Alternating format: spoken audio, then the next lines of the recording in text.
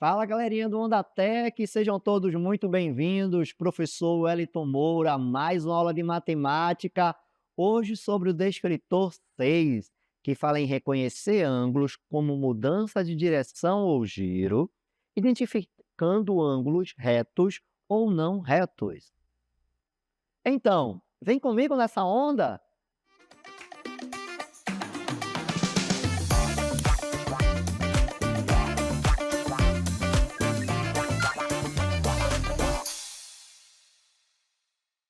Nossa questão hoje, pessoal, foi do SESI Pernambuco 2024, a última prova, tá? E fala o seguinte: durante a elaboração de um projeto, um arquiteto coletou algumas medidas de ângulos na planta. As medições foram 85 graus, 130 graus e 90 graus. Na geometria, sabemos que os ângulos podem ser classificados de acordo com a sua medida. Neste caso, os ângulos coletados pelo arquiteto são respectivamente. Galera, mais uma vez, sempre destacar o que é que a questão quer, para você não se perder durante a resolução da questão. O que ele quer é saber quais são os ângulos que foram coletados por esse arquiteto. Cuidado com essa palavrinha, respectivamente. O que é que ela quer dizer? Nesta ordem. Então, o primeiro nome tem que ser o que vai receber o ângulo de 85.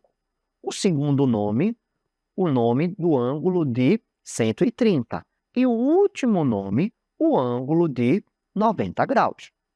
Eu sei que muitos de vocês já sabem de cor que o ângulo de 90 graus é o ângulo reto.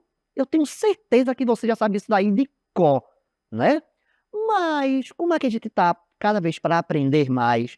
Bora dar uma revisada e uma refrescada na mente quanto à classificação desses ângulos, né? Porque, ó, nós temos um ângulo que tem medida 0 grau, que é o ângulo nulo.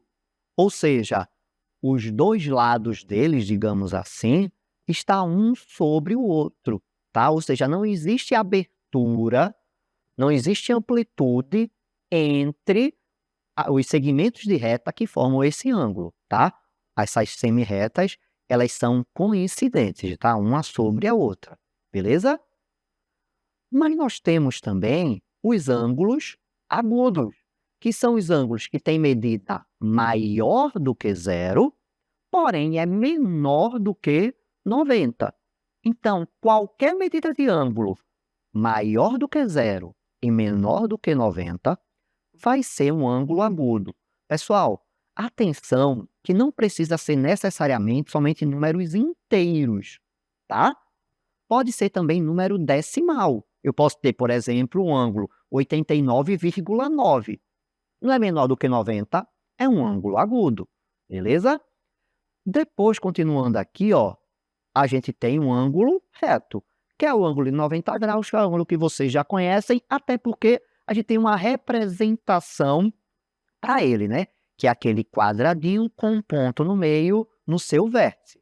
Sempre que você encontrar isso em qualquer figura geométrica, você já sabe que está diante de um ângulo reto, beleza?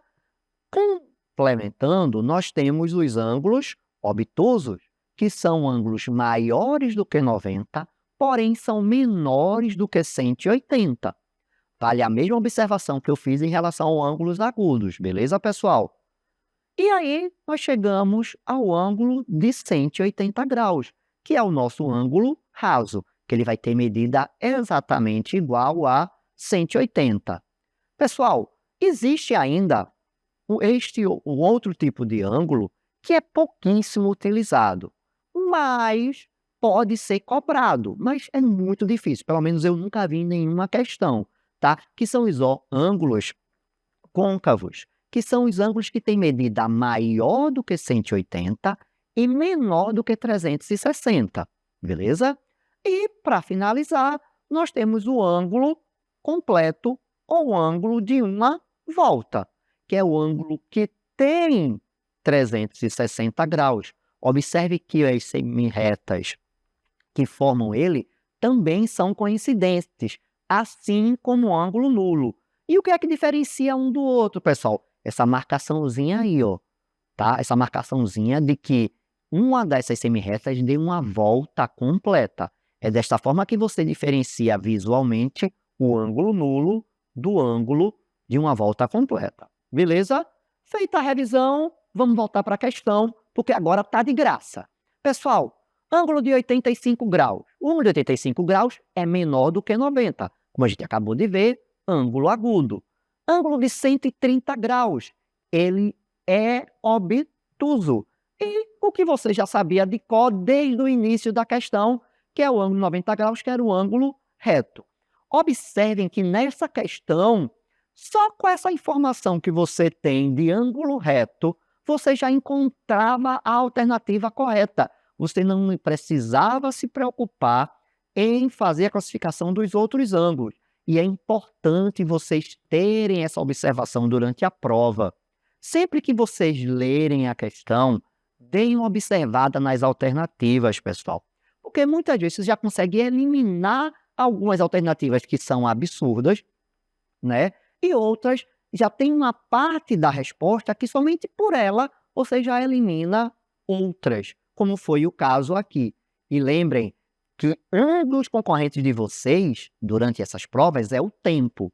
Então, quanto vocês puderem ganhar tempo em uma questão, é importante, porque tem outras questões que a gente precisa de mais tempo para resolver por conta de cálculo. E na parte de português, tem também questão que tem muito texto. Então, vocês precisam de mais tempo para poder fazer essa leitura, tá bom? Pessoal, por hoje é só. Até o nosso próximo vídeo. Tchau, tchau!